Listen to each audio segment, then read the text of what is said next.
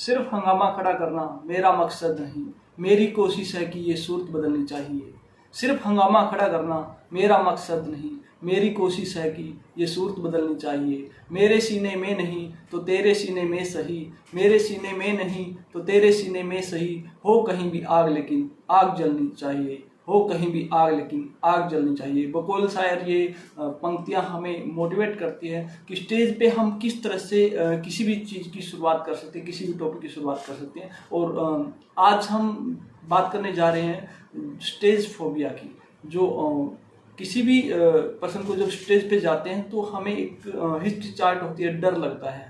आपने भी कई बार नोटिस किया होगा कि जब हम तैयारी करके जाते हैं टॉपिक भी हमें क्लियर होता है, लेकिन स्टेज पे जाने के बाद काफ़ी चीज़ें हम भूल जाते हैं। हमारे शरीर में जो है, पैरों में कंपन से स्टार्ट हो जाते हैं, पसीना आने लग जाता है, एक डर सा लगता है कि शायद सामने वाले क्या सोचेंगे। तो इस तरह की जो दिक्कतें आती है जब स्टेज पे जाते हैं, तो आज हम उस पर बात करने जा रहे हैं। जो स्टेज फोबिया है वो होता क्या है, होता क्यों है, और उसका निवारण हम कैसे कर सकते हैं, और किस तरह से हम अपनी बात को अच्छे तरीके से रख सकते हैं।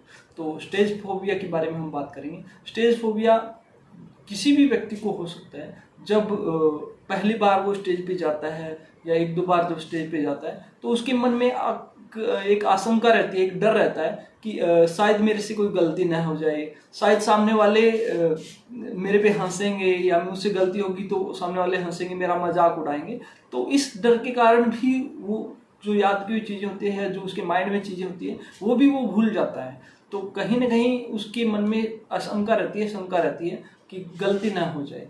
तो ये स्टेज का फोबिया होता है। ये अमूमन हर एक पर्सन को स्टार्टिंग में होता है, लेकिन जैसे जैसे हम प्रैक्टिस करते हैं वैसे वैसे ये जो डर है वो दूर होता जाता है। और वैसे भी कहते हैं कि अगर हमें पानी में तैरना सीखना है तो हमें पानी के अंदर उतरना ही पड़ेगा। हम किनारे पर रह के बुक्स पढ़ के कभी भी पानी में तैरना नहीं सीख सकते, तो पानी के अंदर उतरना पड़ता है। ठीक इसी तरह से स्टेज का जो फोबिया है, स्टेज का जो डर है, वो हम स्टेज पे जाके ही एक तरह से उसको दूर कर सकते हैं। लोगों के बीच में खड़े होकर बोलना, अपनी बात को रखना, तो वो सारी चीज़ें हम तभी सीख पाएंगे जब हम स्टेज पे जाएंगे, लोगों के बीच में बोलने का जो साहस करेंगे।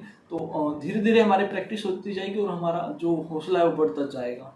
तो इस फोबिया को इस तरीके से हम दूर कर सकते हैं। और साथ ही जब आप स्टेज पे जाते हैं तो अगर आपको लगता है कि मुझे पहले डर लग रहा है, बोलने में दिक्कत होगी, तो जाते ही आप स्टेज के ऊपर सबसे पहले ऑडियंस से एक छोटी सी मुस्कुराहट के साथ उनसे स्माइल उनको पास कीजिएगा, और थोड़ा से एक लंबी गहरी सांस आप ले सकते हैं। उसके साथ आप अपना इंट्रो दे के अपने टॉपिक के बारे में बता के उसके बाद अपनी बात कंटिन्यू रख सकते हैं। अगर बीच में आप कोई चीज़ भूल भी जाते हैं या आपसे कोई गलती हो जाती है, तो उस चीज़ को ज़्यादा आप उसके बारे में मत सोचें। और सामने एक तरह से कई जो लीडर है वो यूं भी कहते हैं कि सामने ऑडियंस बैठी होती है तो उनको समझना चाहिए कि वो आप जो चीज़ पे बोलना चाहते हो उसके बारे में वो बिल्कुल नहीं जानते, और वो सारी ऑडियंस एक तरह से मूर्ख है, आपके सामने कोई नहीं बैठा हुआ। तो आप अपने खुल के अपने विचार जो आपके मन में वो रखें, और गलती हो भी गई तो उस चीज़ को आप ओवरकम कर सकते हैं उसी टाइम।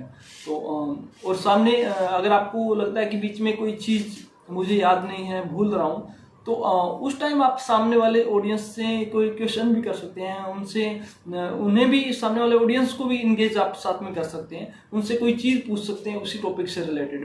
तो जैसे ही कोई ऑडियंस कुछ बताता है तो इतने में आपको मौका मिल जाता है कि अपनी बात है जो आपका जो टॉपिक है उससे रिलेटेड अगर कोई चीज़ आप भूले हैं तो वो चीज़ आप बाद में याद करके आगे आप कंटिन्यू कर सकते हैं।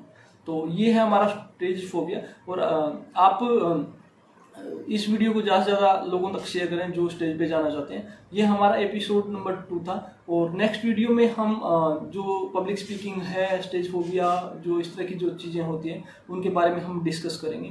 तो हमारे चैनल को सब्सक्राइब करें, लाइक करें, शेयर करें। Thank you.